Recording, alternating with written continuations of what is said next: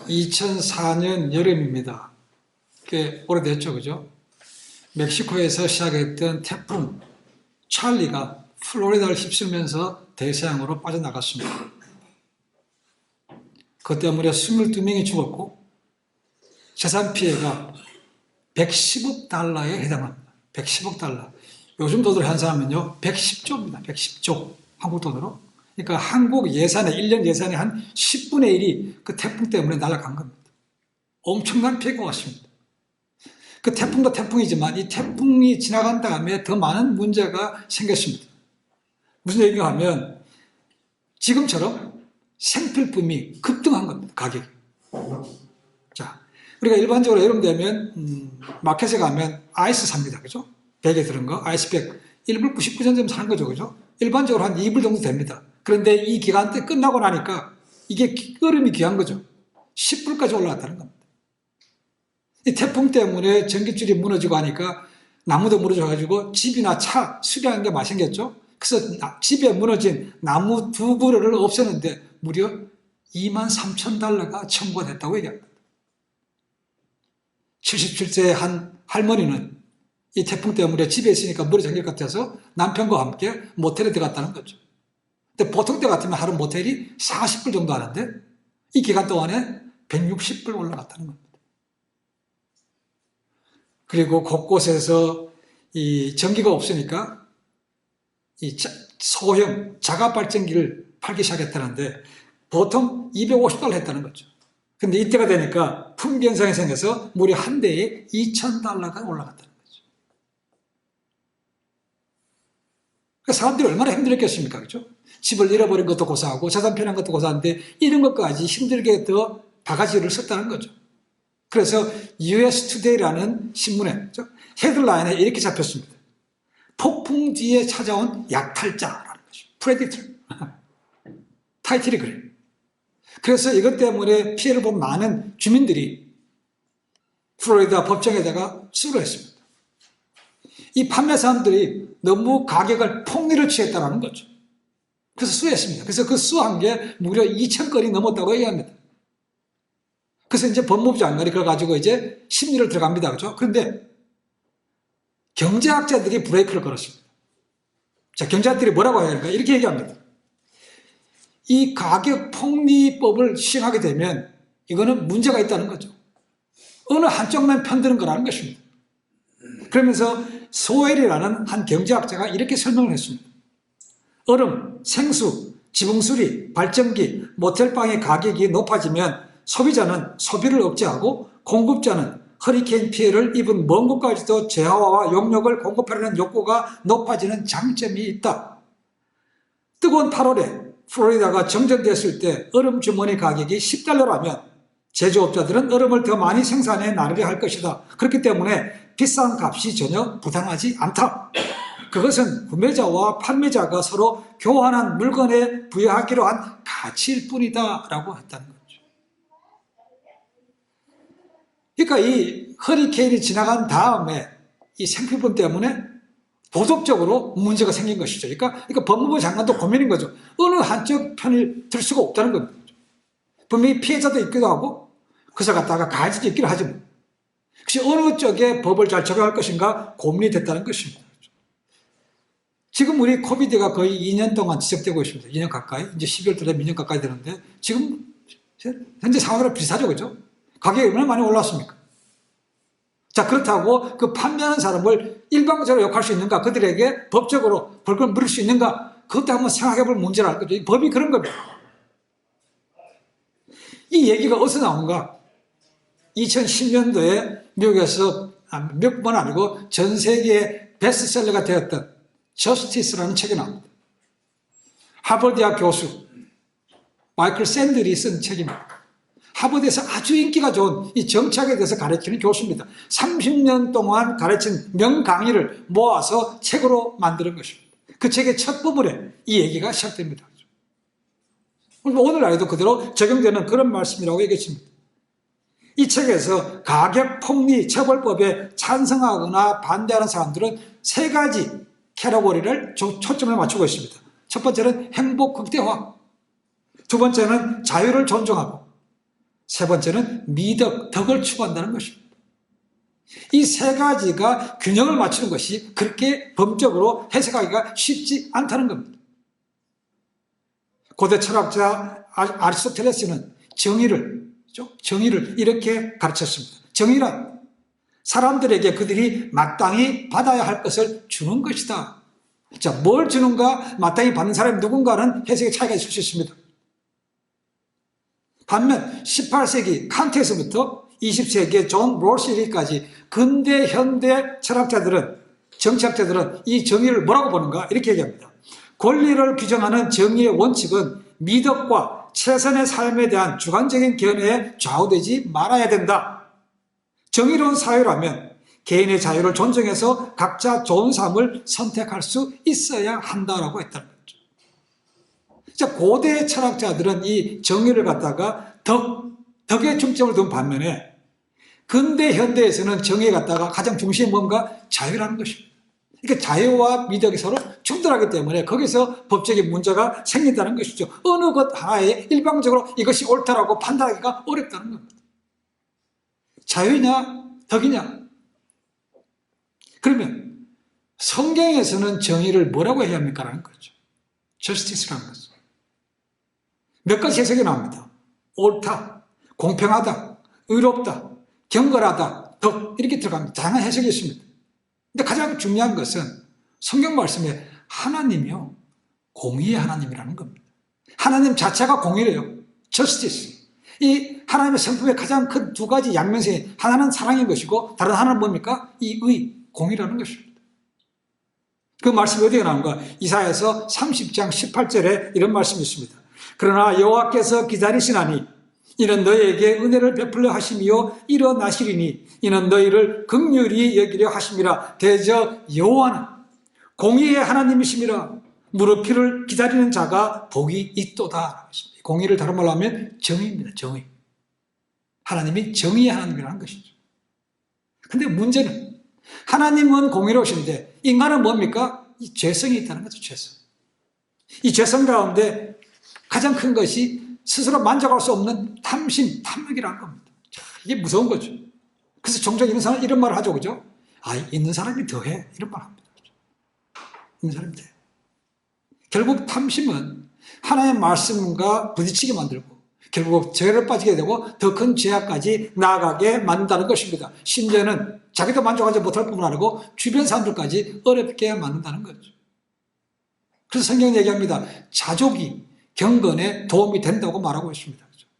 심지어 신학의 자문이라고 말할 수 있는 야고보는 뭐라고 얘기합니까? 욕심이 잉태해서 뭐가 생긴다고요? 죄가 난다고 되어 있습니다. 그리고 그 죄가 가만히 있습니까? 죄가 자라서 사망을 난다고 되어 있다는 거죠. 그러니까 탐심이 문제라는 거죠. 그러니까 탐심과 하나님의 공의가 부딪힌다는 거죠. 그래서 우리 마음에 뭡니까? 갈등이 생겨야 당연한 거죠. 이 갈등이 오시면 골치 아픈 사람입니다. 그 사람. 믿음이 없는 사람입니다. 자, 구약에 보시면 구약의 선자 가운데 대선지자가 있고 소선지자가 있습니다. 그죠? 그 소선지자 가운데 이 공의를 주제로 나타낸 선지자가 있습니다. 누군가? 아모스입니다. 아모스는 남유다 사람입니다. 그런데 하나님 부름받고 북쪽 이스라엘에 올라가서 하나님의 말씀을 전포했습니다.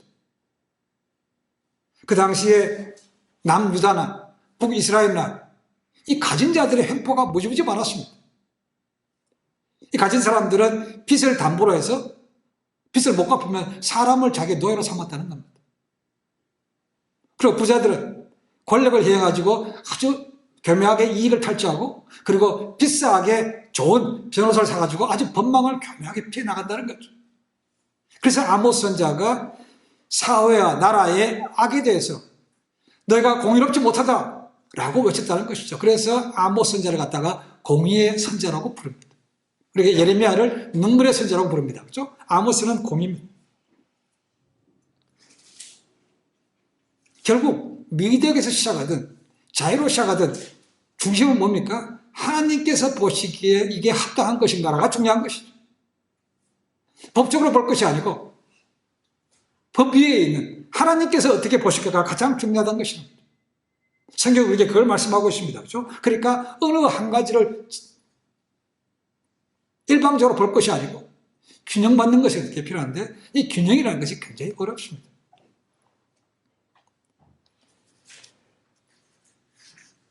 돈은 이 땅에 사는 동안 필요한 것입니다. 그렇죠? 돈 싫어하는 사람이 있습니까? 다 좋아합니다. 근데 이 돈의 문제가 돈의 노예가 되면 문제가 된다는 거죠.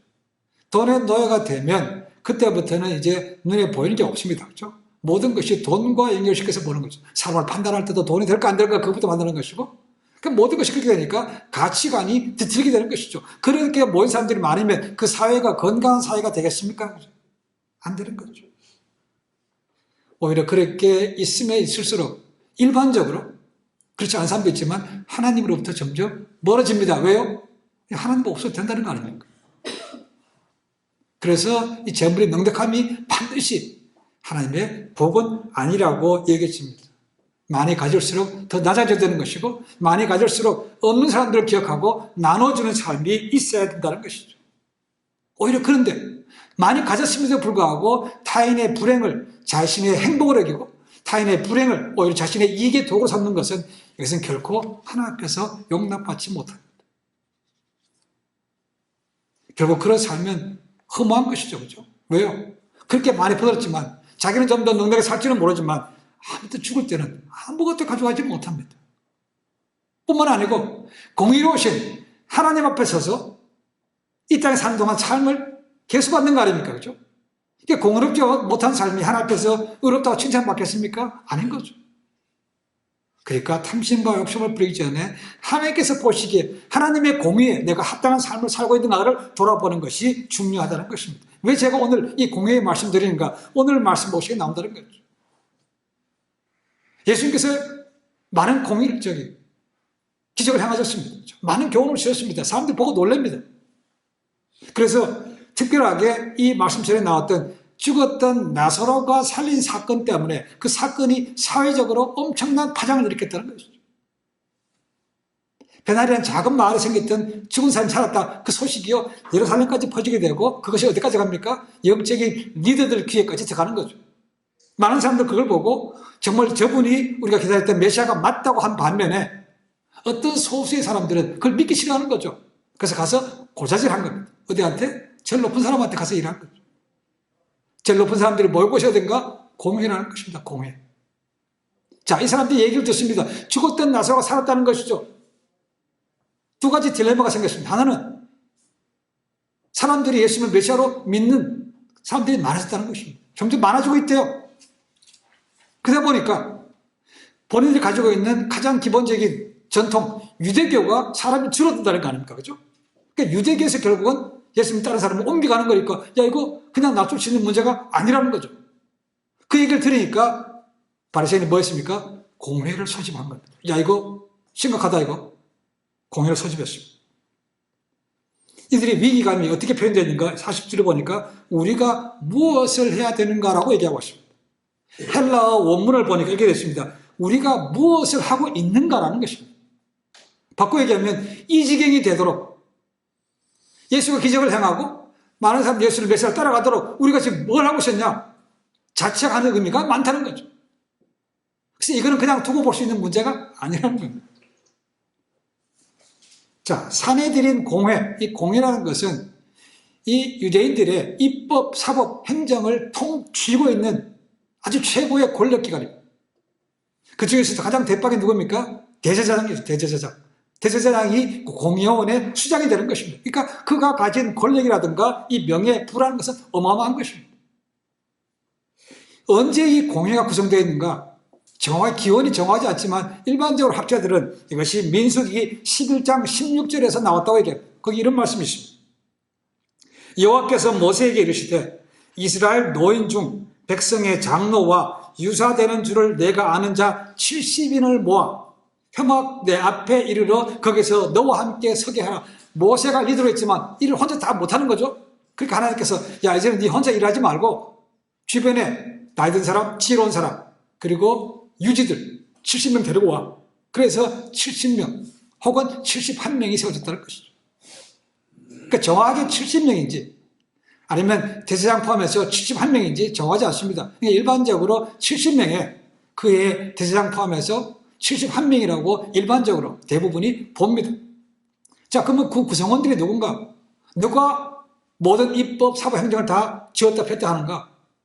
사두개인, 바리새인, 그리고 장로들입니다. 이 정확하게 비율은 몇 대 몇으로 이거는 나와 있지 않습니다. 가장 인원이 많은 것은 분명히 바리새인입니다. 그렇지만 인원적으로 적었던 사두개인이 가장 실권을 쥐고 있습니다. 그러면 회당장 이런 건 전부 다 사두개인이 쥐고 있습니다. 자, 그러면 사두개인은 어떻게 그러면 그런 권력을 쥐고 있습니까? 라는 거죠. 그리고 대제사장들은 전부 다 사두개인입니다. 바리새인들이 아니에요. 그러니까 실권은 사두개인이 쥐고 있다는 것입니다. 그럼 사두개인은 누군가? 실제로 우리가 살고 있는 대제사장은 누구만 할 수 있습니까? 원래는 아론의 자손들만 할 수 있는 게 대제사장이었습니다. 그렇죠? 근데 이것이 솔로몬 때 와서는 대제사장이 아론의 계열에서 바뀌게 됩니다. 누구로 바뀌는가? 사독으로 바뀌게 됩니다. 사독. 이 사두개인을 영어로 세두시즈라고 말합니다. 이 세두시즈가 어디서 나오는가? 사독에서 나왔습니다. 세독. 거기에서 사독의 계열이 세두시즈가 되고 그것이 이제 대제사장이 된 것이죠. 처음에는 그것이 영적인 리더였습니다. 근데 이것이 마카비 전쟁, 중간사에 나오지 않습니다만은 마카비 전쟁 이후로 하스모니안 왕조라는 것이 생깁니다. 그때부터는 영적인 것보다는 누가 더 힘이 있고 누가 더 재산이 많고 누가 더 정치적으로 성향이 있는가 그런 사람들 뽑아서 대제사장에 앉혔다는 거죠. 그 대제사장이 되면 부가 있죠. 명예가 있죠. 권력이 있죠. 엄청난 겁니다. 그러니까 영적인 것은 뒤로 밀리고 그런 사람들이 자연적으로 로마 정부나 아니면 헬라 정부로부터 힘을 받아서 임명이 됐다는 것이죠. 그러니까 이 이스라엘이 영적으로 얼마큼 힘들어지겠습니까? 라는 겁니다. 지금 오늘 나오는 대제사장도 그쪽에 마찬가지죠. 그렇죠? 영적인 것에 관심이 없어요. 예수님께서 야, 그럼 저 사람이 정말 기적을 행하는데 이 기적이 어디서 왔어? 이 거슬러 가서 말씀을 찾아봐야 되는데 그런 거 하지 않습니다. 그렇죠? 이거 그냥 놔두면 우리한테 전혀 도움이 안 되겠는데 이거. 그래서 모아놓고 내린 결정이 뭡니까? 쟤는 죽이자고 결정 내린 거 아닙니까? 영적인 거 아무 상관이 없어요.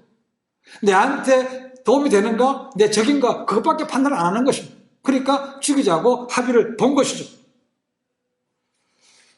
그러면서 대제사장 뭐라 그럽니까? 49절을 보니까 너희가 아무것도 몰라 라고 얘기합니다. 자기는 마치 모든 걸 다 알고 너희들 몰라서 지금 이리까지 일이 왔다는 겁니다. 책망하는 아주 교만한 말이죠. 그렇죠? 너희들이 제대로 몰라서 여기까지 왔어. 이제 앞으로 이렇게 하지 말고 내 말 들어. 이 말입니다. 그럼 그거 아는 건 뭡니까? 예수님이 죽어야 온 나라가 화평케 된다. 굉장히 좋은 말입니다. 그렇죠? 지금 예수님 한 사람과 민족 전체의 안전을 지금 놓고 비교하고 있는 겁니다. 예수님이 죽어야 나라 전체가 산대. 실제로 그렇습니까? 예수님 한 사람 죽으면 온 나라가 평안합니까?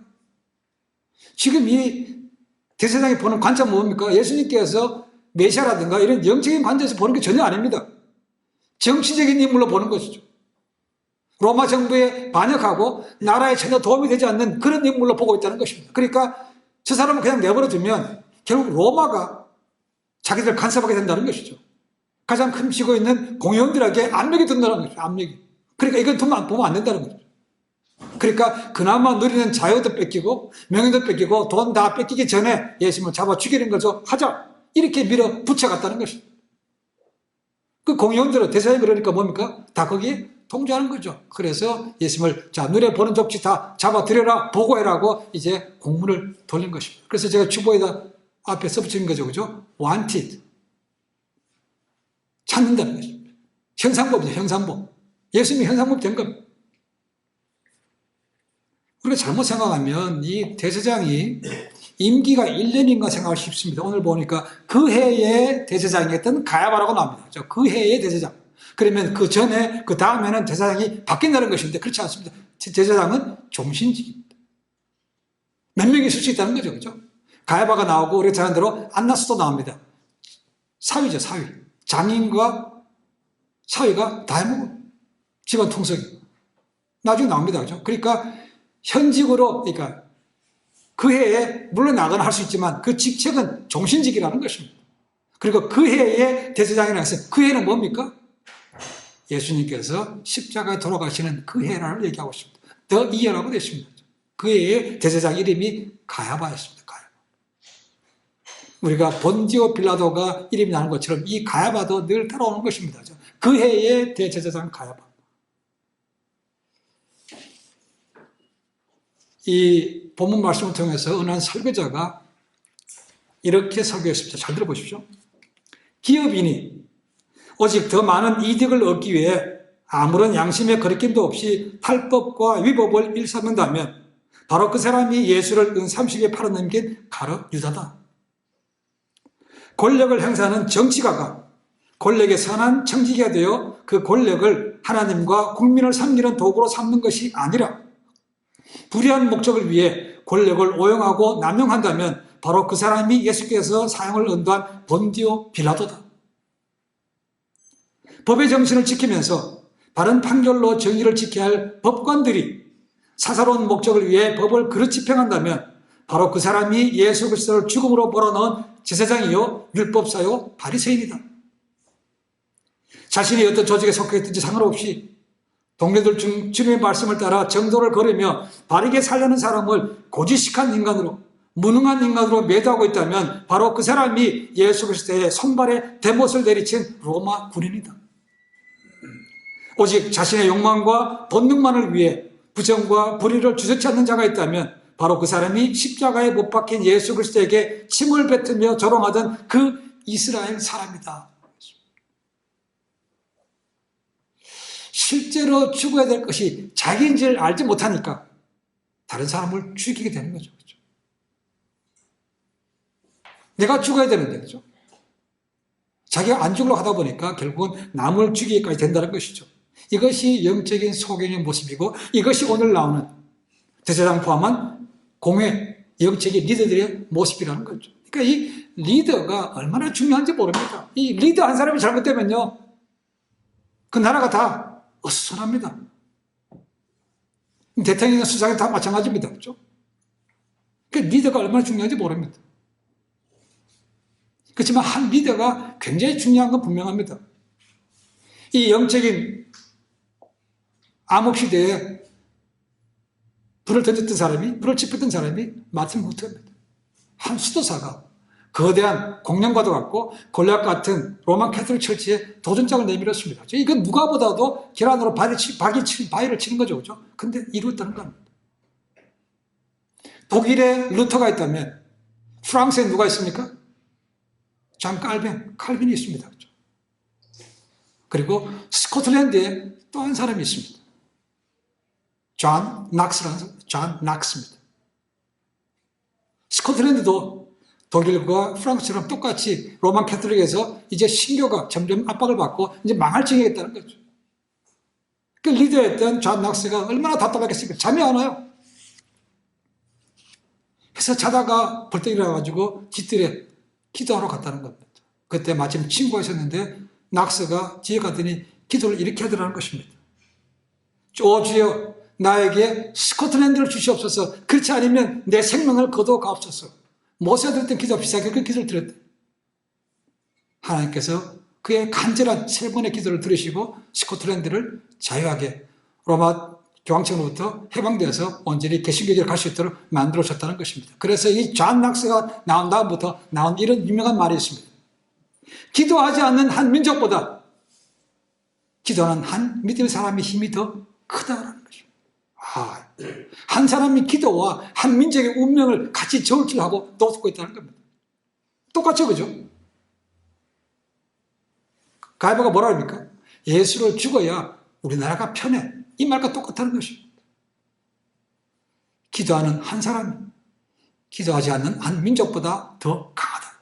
이게 기도가 얼마나 중요한지 모릅니다. 에이, 내 혼자 뭐 기도한다고 뭐 되겠습니까? 할 수 있다니까요. 기도하지 않는 여러 사람보다 훨씬 더 힘이 있다는 것입니다.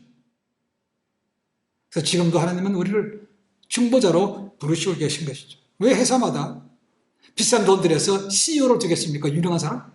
그 한 사람 때문에 회사 전체를 먹여 살려고도 넉넉하다는 것이죠. 그래서 연봉을 수백만 달러, 수천만 불 주는 것이죠. 오늘날 다 기억 보십시오. 한 사람의 기술, 한 사람의 힘으로 인해서 그게 파생된 파급효과가 얼마나 큰지 모릅니다.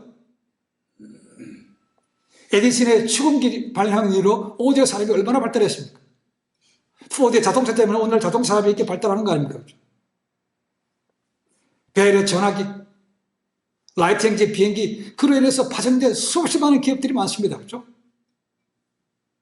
엘라베마의 헌츠빌에 현대 자동차 들어와 있습니다. 처음에 거기 생길 때요, 아무것도 없었습니다. 헌츠빌. 그 현대 공장에 들어오고 나서 주변에 30만 명 정도가 되는 인구가 생겼습니다. 지회사 생긴 거죠. 이거 납품한 회사가 그렇게만 생긴 것입니다. 그러니까 한 기업이 들어오면 수십만, 수만 명이 더불어 같이 사는 것입니다. 이제 이들이 말참 그렇듯합니다. 예수님을 죽여야 온 나라가 편해. 말은 굉장히 좋습니다. 근데 정말 그런가? 아니죠. 세상은 자기가 잃을 것이 너무 많으니까 잃기 싫다는 겁니다. 내 명예, 내 권세, 내 돈 잃기 싫으니까 예수님이 그냥 죽이자는 겁니다. 이거 잘 구별해야 됩니다. 과연 저 사람이 진심이 뭔가를 보셔야 된다는 거죠. 물론 우리는 잘 알 수 없습니다. 그렇죠? 그 사람의 속마음을 들어가볼 수 없기 때문에 우리는 모릅니다. 그러나 주님은 아시는 거죠. 자, 이런 답답한 일이 이스라엘의 공회에 이루어지고 있는 동안에 당사자인 예수님은 지금 어디에 계십니까? 뭐라고 계십니까? 오늘 말씀 보니까 그 얘기를 아시고 에브라임의 한 곳으로 가셨다고 되어 있습니다. 정확히 어디라고 말씀하고 있지는 않습니다. 근데 유전 역사가 요세프스에 의하면 예수께서 가신 곳이 베델 가까이 있다고 합니다. 베델 가까이. 거기는 광야 같은 곳입니다. 광야. 예수님께서 또한 침례 요한이 가장 먼저 사역을 시작하신 곳이 광야였습니다. 광야. 광야는 뭡니까? 탐욕스러운 인간도 없고 눈에 보이는 좋은 것도 없는 황량, 오직 하나님만이 바라볼 수 있는 그곳이라는 거죠. 예수님은 그곳에서 사역을 준비하셨고 이제 마지막도 광야에서 이제 마지막 길을 가실 준비하는 것이죠. 사역 시작할 때 광야에서 하나님과 더불어 시작했습니다. 그렇죠? 그리고 광야에서 마지막 가야 될 길을 거기서 준비하신 거죠. 하나님을 만났습니다. 또 한번 얘기합니다. 그리고 제자들에게도 귀한 교훈의 말씀을 분명히 주셨을 것입니다. 광야. 저는 신학교가 광야 같은 곳이라고 생각합니다. 공부는 열심히 합니다. 어쨌거나 사역도 하지만 세상의 사회생활과 좀 다른 것이죠. 일반적으로 신학교는 부촌에 없습니다. 가난한 동네에 있습니다. 제가 한번 기억하는 것은 우리 다닐 때 제 애들이 괜찮았습니다만 옆에 있는 사역자 자녀들이 학교 갔다 왔는데 머리에 이가 그렇게 많이 생겼대. 그러니까 그런 동네에 신학교가 있는 겁니다. 그런 예수님께서 가신 것도 광야였다는 거죠. 광야에 시작하셨고 광야에서 마지막 앞길을 준비하신 거죠. 참 마음이 굉장히 무겁고 답답하지 않았겠습니까? 그죠? 자, 그러면서 예수님은 그곳에서 준비하고 계십니다. 그죠? 지금 리더들이 그런 결정을 내리고 나서 뭘 고민하고 있습니까? 결정하고 나서 고민이야. 그 다음 이어서 말씀 보시면 이제 얼마 뒤면 뭐가 온다는 겁니까? 유대인의 명절 가운데 하는 유월절이 다가온대요. 이제 유월절이 되면 많은 사람들이 옵니다. 자, 유월절이 되면 율법에 따라서 20세 이상의 남자들은 반드시 이름을 두신 예루살렘 성전에 와서 예배를 드려야, 제사를 드려야 되는 거죠. 그죠? 자, 이 리더들의 고민은 뭡니까? 자, 이제 예수님을 보고를 하는 사람이 있으면 신고하라고 되어 있습니다. 그죠? 잡으면 포상금 주는 거죠. 이제 이 세계가 다 퍼졌습니다. 예수님도 아시는 거죠. 그러니까 고민은 뭐냐면 예수님께서 그 소식을 듣고 과연 6월절에 예루살렘으로 오겠느냐라는 겁니다. 안 오면 못 잡는 거 아닙니까? 그죠? 와야 잡기 쉬운데 안 오면 골치 아픈 거죠. 이거 고민하고 있다는 겁니다. 그들이 내린 결론은 뭔가? 아, 이거 소문 들어서 알기 때문에 그가 결코 안 올 것이라고 생각합니다. 그런데 다음 주에 보겠지만 12장 1절 보시면 예수님께서 6월절 가게 오시기 전에 베다니에서 하룻밤 주무셨다는 말이 나옵니다. 자, 거기서 베다니와 예루살렘은 거의 하루끼리면 충분히 반나절이면 오는 거리입니다. 그렇죠? 거기 가셨다는 것은 뭡니까? 잡으려는 것을 아시고 예루살렘에 들어오신다는 거죠. 그렇죠? 도망가지 않는다는 겁니다. 우리 같으면 알고 뻔히 아는데 그렇게 가겠습니까? 예수님은 하셔야 되는 거죠. 왜요? 그것이 하나님의 뜻이고, 그것이 예수님께서 오셨던 이 땅에서 온 목적이고, 그것이 공의를 이루는 것이기 때문에 간다는 겁니다. 옳기 때문에 간다는 겁니다.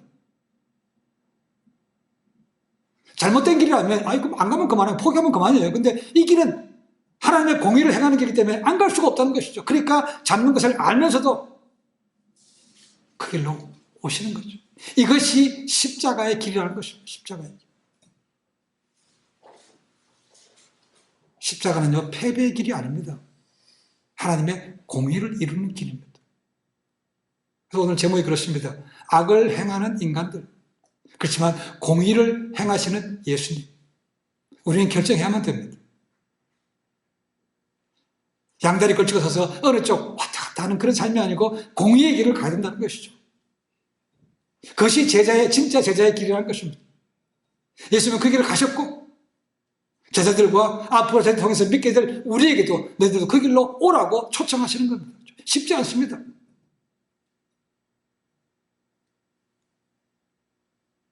때로 이 땅에서 공의롭게 말씀대로 순종하다 보면 손해볼 일 많이 생깁니다. 앞에서 나왔지만 꼭 저렇게 해야 돼? 고지식한 사람으로, 아니 답답한 사람으로, 융통성이 엄사함으로 낙인 칠 때도 있습니다. 그렇죠? 그런데 그 길 가야 된다는 겁니다. 그 길을 가야 하나님께서 기뻐하실 것이고, 그 길을 가야 마지막에 영광의 멸관, 의의 멸관이 준비되어 있는 겁니다. 선택은 우리 몫입니다. 정말 진짜로 살 것인가? 아니면 진짜 같은 가짜로 살 것인가? 결심해야 됩니다. 주님은 지금도 우리를 초청하시고, 주님은 지금도 그렇게 공의를 행할 한 사람을 찾고 계신 거죠. 한 사람은 얼마든지 주님께서 쓰시면 그 능력 나타낼 수 있습니다. 그러니까 우리가 쉽게 나 혼자 한다고 됩니까? 그런 핑계는, 그런 합리화는 안 됩니다. 그렇죠? 주님 모실 날이 더 가까웁니다. 마지막 때 더 많은 어려움들, 짐승의 표를 받느냐 못 받느냐에 따라서 어려움이 분명히 또 있습니다. 전무후무한 고난이 온다고 되어 있습니다. 그렇죠? 그럴 때라도 타협하면 하나님 못 갑니다. 하나님, 내 앞에 어떤 것이 있다 할지라도 주님께서 가셨던 것처럼 공의의 길, 정의의 길로 가서 주변 사람들에게 영향을 주고 그 영혼들 한 사람도 인도하는 삶 살겠습니다 라고 결정하시고 그 길로 나아가서 하나님의 자랑이 되는 아름다운 믿음의 삶이 되시기를 주님의 이름으로 간절히 축원해 드립니다. 기도하겠습니다.